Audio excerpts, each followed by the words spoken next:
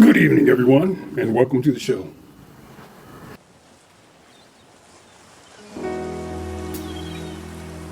On the beach in the sand, I think of you.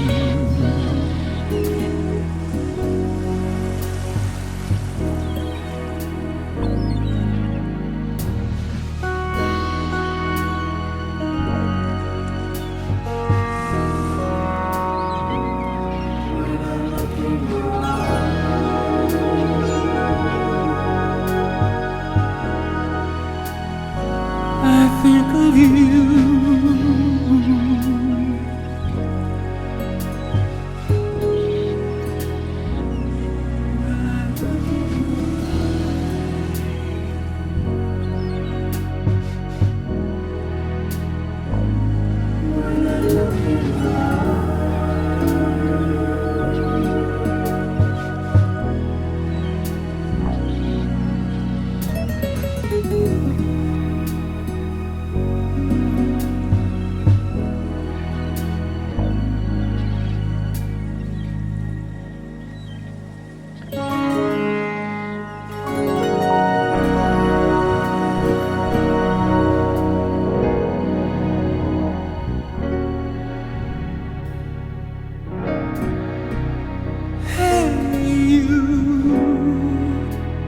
Did you realize I love you all my life? And when you're gone, I'm more alone.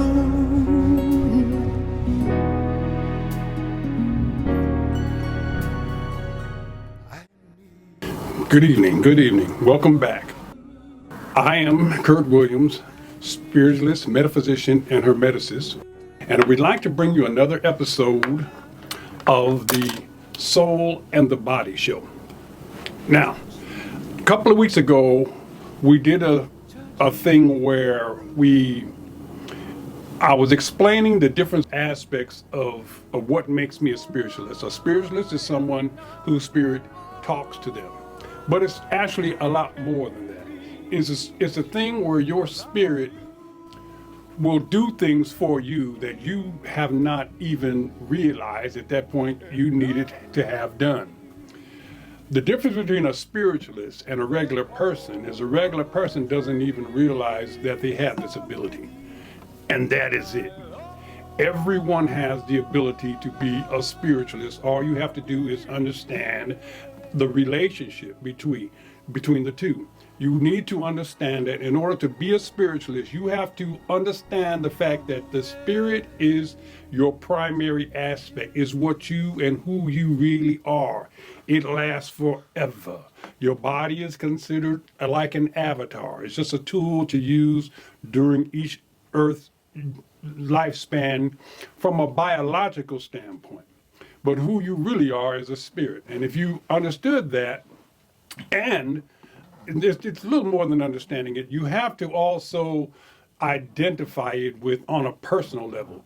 That's what I've been able to do. I've been hearing the spirit talk to me, and I didn't know what it was until later, a few years ago when I realized, wow, this is something that is really, and so when you're in your brain, you believe because of your senses, the senses that you have, and you have hunger and thirst and things like that, the thing that the body needs, you sometimes don't really understand that this other part is it's like you driving a car and your car is the machine. Well, the machine needs oil and needs gas.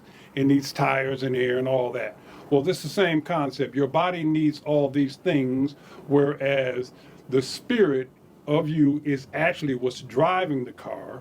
However, your brain is also driving your body. So you can get confused. You can get involved in a lot of different things in spirituality, religions, and what have you, thinking that's what you need to edify your spirit, but you really don't. What you really need to do is connect with your spirit, which is already a religion in and of itself. It is already connected to God in and of itself. It is all you really need. You don't need the other stuff. You need to go and be around people that you enjoy, for the fun of it. But once you connect with your spirit, basically your agenda will be set, and you'll understand that you have divine autonomy.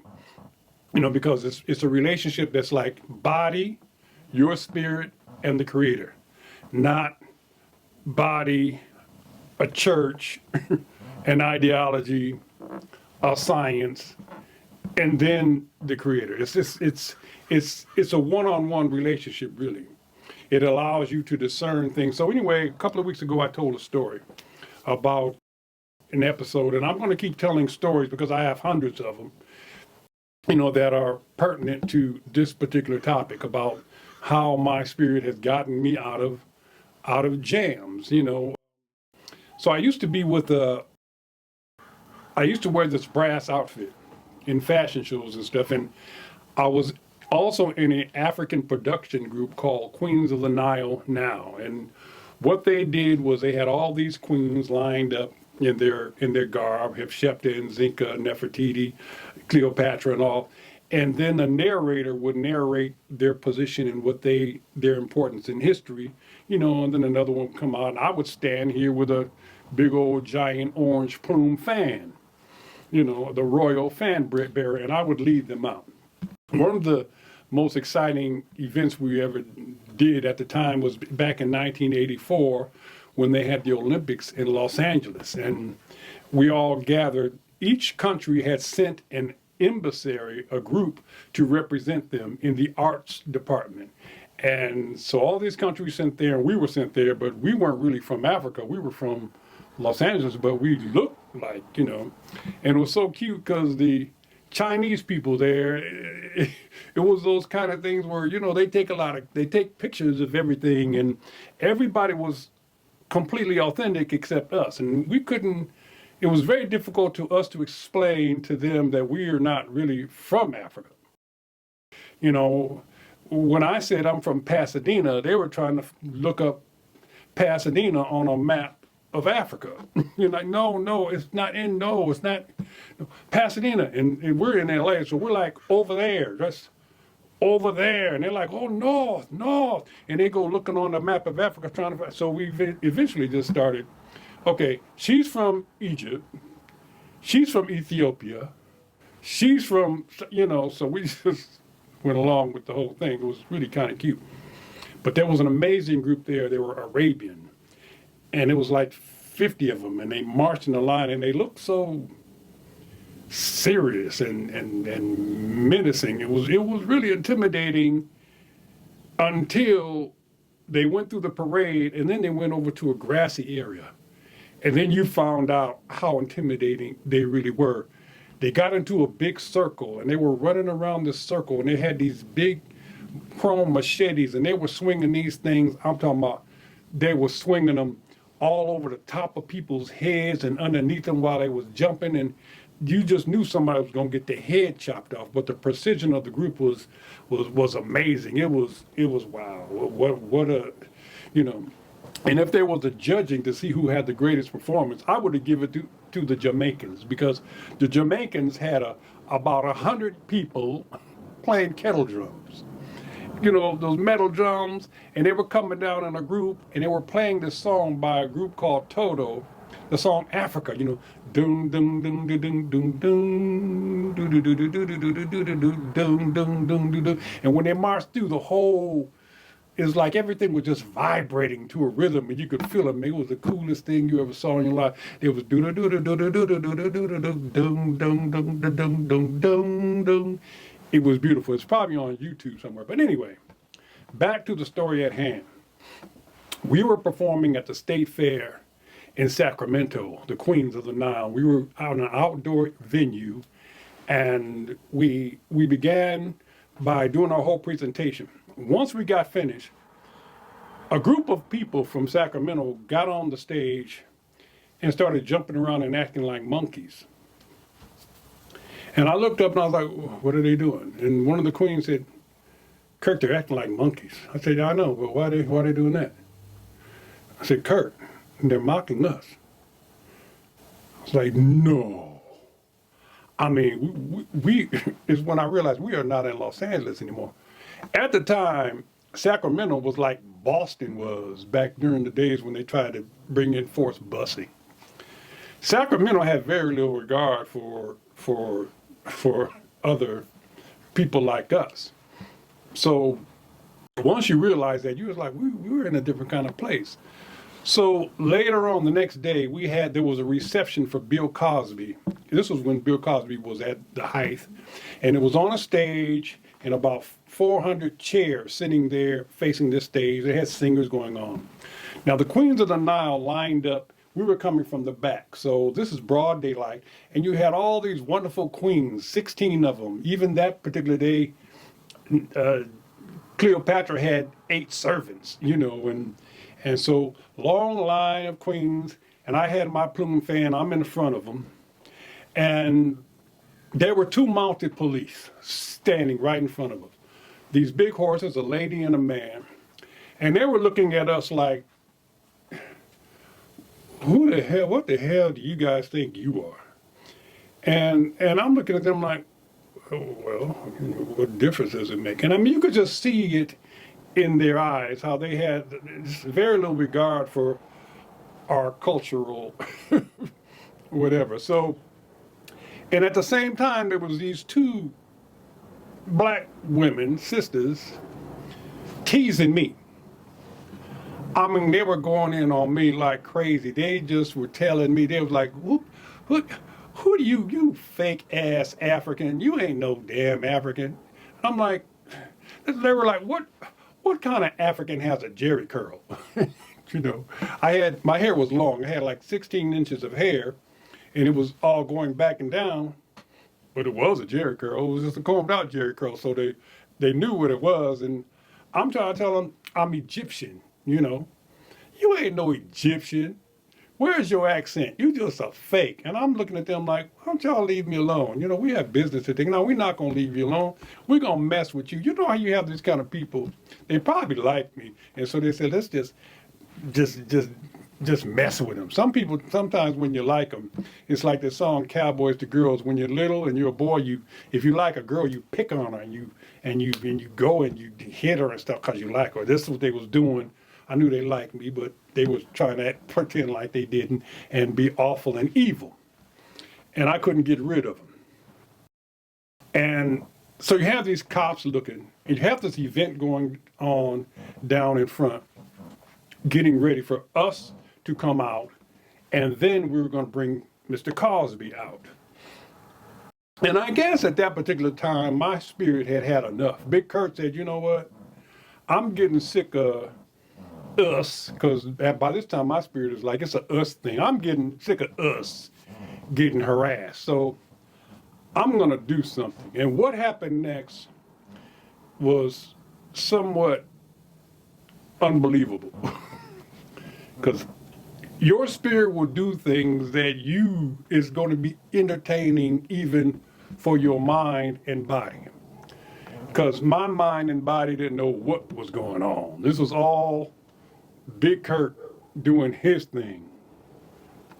What happened was, I was standing there with this big plume fan. All of a sudden, one of the horses that the Mounties were on turned and looked at the fan, and the horse went berserk.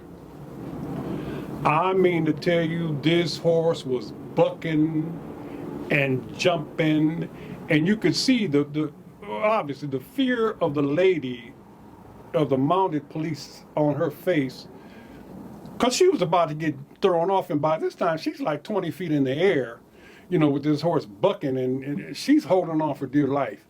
The other mounted police, his horse started acting up, because he was like, oh shoot. I guess he saw the same fan, and I guess they thought that was some wild animal, I don't know. And so now both horses are going crazy. And I'm standing there, and all of a sudden, something very spiritual happened. My spirit said, Curt, go walk and stand in front of these horses and stick your hand up and spread your fingers. So that's exactly what I did. I don't know why I was doing it. But I went, and I stood there. I had the fan in one arm, and I put my right arm up and spread my fingers. And it says, slowly bring your hand down like this. Now, by this time, with all the commotion, everybody that was sitting in the front who didn't know anything that was going on in the back had turned around. And what they're seeing is, wow, all of a sudden they see this long line of African queens, a horse jumping with two people on the back. And then I come out and I put my hand up, not knowing what I'm doing, but Big Curt told me to do it. I didn't know. And as soon as I started bringing my hand down, amazingly, the horses started to calm down. They literally started to, By the time I got down to here, the horse was standing completely still.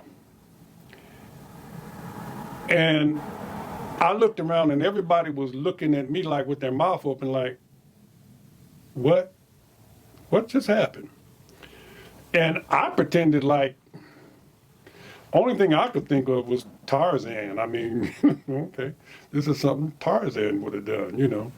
If anybody remembers Tarzan, he used to calm the savage beast and all that. And I looked up at the mounted police and she looked at me like, oh my God, thank you, whatever you did, thank you, thank you, thank you, thank you. And I gave her a little nod, because I just got back in line like it wasn't no big deal. I just got back in line. I'm standing there like, this is just what we do.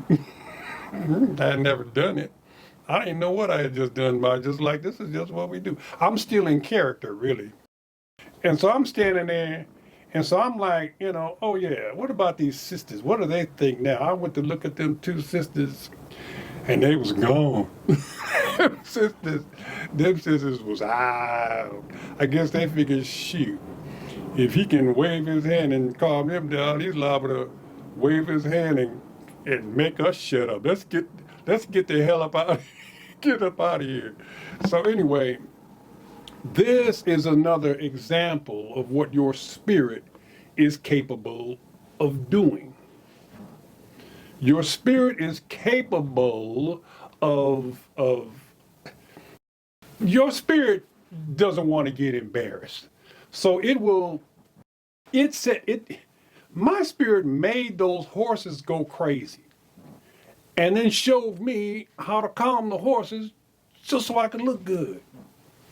My brain, my body didn't know what was going on. I just followed, but when you look back on it, it was kind of amazing because nobody wanted to talk about it. I didn't ask anybody. I said, did you see what happened with because they got all quiet around me after that. Everybody was like, ooh. Even the queens were like, I don't know about this Curt dude. He ain't regular. Something about him. He got, I don't know. So they were nice, but they were kind of like, Lord, what kind of witchcraft? What kind of witchcraft is this? But it wasn't witchcraft. It's just the things your spirit. Come to find out, later on there was a TV show called The Horse Whisperer, and I watched that show one day, and they said exactly what I did. That's how you calm down a horse. They said you put your hand up, spread your fingers, and bring your hand down slowly. That's how you calm a horse down. I found that out years later, but obviously my spirit already knew that. And so anyway, I can give you examples of things like this. I have hundreds of them where your spirit can circumvent you. And like my main purpose here is to teach and convince everyone within the sound of my voice that you have a spirit and you can do the same thing. And it's a lot of fun. It's really it's an interesting life when you let your spirit lead it, because it will take you down roads that are just different than a common everyday thing. Now, back to the book series. We're down to the last 3 chapters of the book, and I'm telling you, these are kind of good ones, especially anyway. So this is the one where, which one is it? Hermes. Hermes himself is going to make an appearance. Hermes, the main character in the whole book, is about to make an appearance at the mystery schools. Now let me explain Hermes. They call him the thrice great. Hermes was there during the birth of mankind, during the creation of mankind with Enki. Hermes was there. He's responsible for the missing link. He is the missing link. He's the true father of Horus. He was there for the amazing birth of Hori. He is the most important. He is the one who brought Egypt to up to a level of civilization after the flood. Chapter 66, Aloud. While Yahweh was about to graduate from the mystery schools of Egypt, Thoth was yet in atmospheric heaven, where he was shocked to find out that in this heaven there are no dogs. There are no cats or any other animals for that matter. Animals fall under the category of minor spirits. These minor spirits have not quite retained the necessary potency to enter heavenly realms. Spirits began their journey as very minute particles of energy called protons, neutrons, and electrons. Together these particles create a complete composite of energy that is necessary to complete the human spirit. However, this cannot occur until each aspect of necessary particles has reached the level of its full energetic potentiality. For example, the spirit of an amoeba has the potential to become much more, yet time and experiences must be given to reach its eventuality at each stage of that spirit's existence. This existence will not always be in the same form from one life to the next. This too shall also change. Before that minute spirit is fully evolved, it will pass through millions of years of increased soul edification. Such is the case of all created spirits. All with the exception of one, that is the spirits of angels. Angels existed before gods of the Bible did. Gods too had to have spirits that evolved over long periods of time. From the one-cell amoeba as they evolve into pseudopods. The angels were in fact created before there was solid matter. This was the impetus for Lucifer's disagreements with Jehovah and all other biblical gods. Lucifer felt no reason to honor or even respect the self-proclaimed leaders of divine spiritual wellness, as the gods seemed to believe that they were. Upon this heavenly conflict, Lucifer was branded the archangel of evil, which Lucifer would embrace until he found himself immortalized by other negative spirits, jumping into the moniker and taking its evil image to levels that Lucifer had not anticipated. This concept allowed Satan to be seen from one stigmatic point of reference regardless of the identity of the spirit that was acting out the part. For millions if not billions of years in all heavens on all worlds, Lucifer is seen behaving the same way in all dimensions. Such a concept is not possible for any spirit. God created all things to evolve. This activity occurs in the form of waves of potentiality. When created, it was meant to move forward only. If it were to move backwards, it would be forward running backward, not backward being a separate actuality. Therefore Satan cannot stay Satan of evil forever. In all things there must be its reciprocating alternative. Evil is the reciprocation of good. It is believed that in order to have good, evil must always exist. This conceptuality is profoundly incorrect. Evil is only necessary when the good is not genuine or present. When good is not authentic, evil will exist. The more the authenticity of righteousness, the less the need for its negative equivalence. When all is good, there can be little space for bad.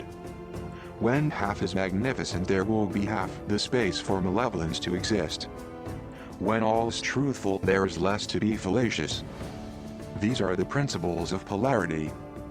When all is hot, little is cold.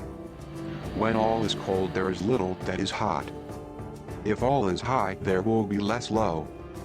If all is white, there can be no black. If all are female, there can be no male. If all is square, there can be no circles, or curves or variations thereof. Hatred works in similar ways. Satan then replied, As long as they have me to hate, they will always hate. How can we make belief systems diminish their hate for you? asked Hermes. They must eliminate the hatred they have for themselves. But many do not know that it is themselves that they hate. Love and hate demand great understanding. First, we must understand love. Wow, imagine me being taught love by the devil. Satan then replied, I have great knowledge of these conceptualized emotions. If I tried to explain to you the true meaning and nature of love, you would not understand it, my dear Hermes. Now hold on there, my good devil. I'm one of the smartest humans that ever lived. Can you try me? If I can't keep up, I promise I'll let you know. Satan tried then to explain true love to Hermes upon his request. It all begins with particles, whereby their motion that is not readily understood by the particles themselves, so they seek to find similarities in nature. The closest thing they have to identify with is the matter that they themselves revolve around. Somewhere in nature, these particles will find something to interest them. That something will be the vibration of the similarity. That which vibrates at a similar pitch will become curiously interesting. This curiosity is called attraction. This attraction is only the first step in a multi-step process. Are you with me so far, Hermes? Well, yes, but only one question. What is a particle? Don't worry about that right now. Just understand that these particles will merge together if their proximity becomes too close, and they duplicate, exchanging sides in the process. Once this merger occurs, they will forever become entangled. This is the beginning of the nerve stimulus that creates the emotions that impress upon the ideologies of the intercortex of the mind of man. If the ideological aspect of an encountering fractal design merge, they become more difficult to separate.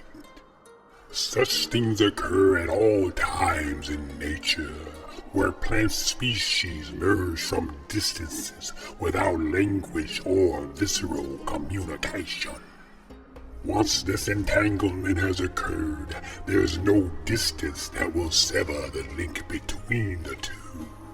The vibrations between the two, as well as all the billions of molecules that make up the human system, account for this phenomenon. So you must beware of the proximity of those that are incompatible. So you see, Hermes' love occurs once a particular amount of entanglement takes place in an area of the brain that controls emotional channels such as pleasure, ecstasy, warmth, camaraderie, sexuality, security, visual pleasure, ethical, intellectual, spiritual, memory, moral, as well as the many environmental reasons for entanglement. Such is the cosmology of the entire universe.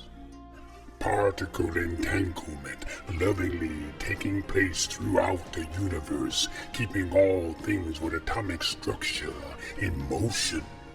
All things in the universe having motion, never staying the same.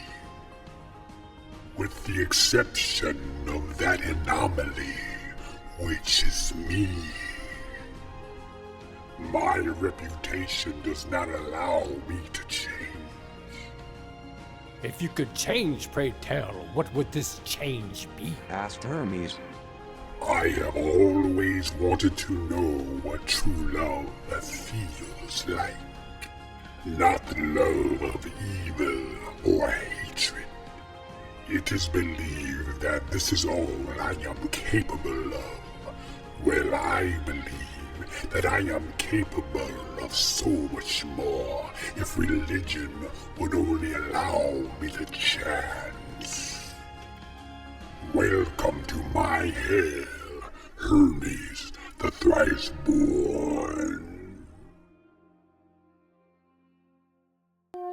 Subscribe and push the like button. Hermes had the ability to pass away, leave things in a certain place, and when he came in his next incarnation, he would arrive there as a child and pick up where he left off. And he did this for 19,000 years. He's that kind of, being. So anyway, thank you for coming. It was a very interesting show. I have a lot of these stories, trust me. They get better, one right after the other. Thank you for coming.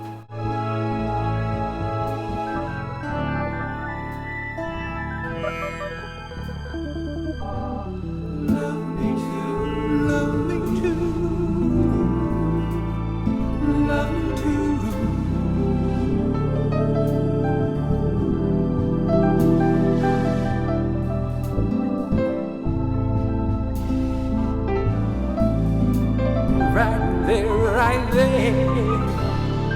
Love me too.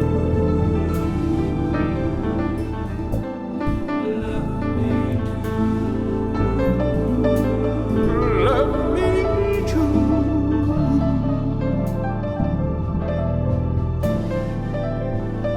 Love me too.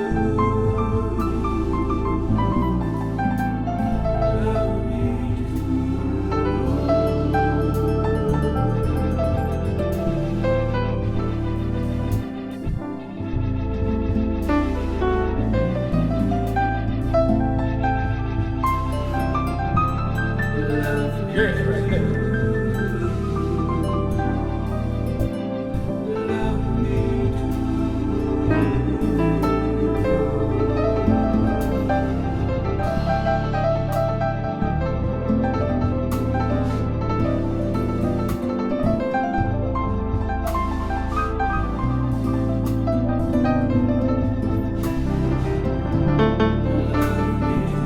Yeah, right there.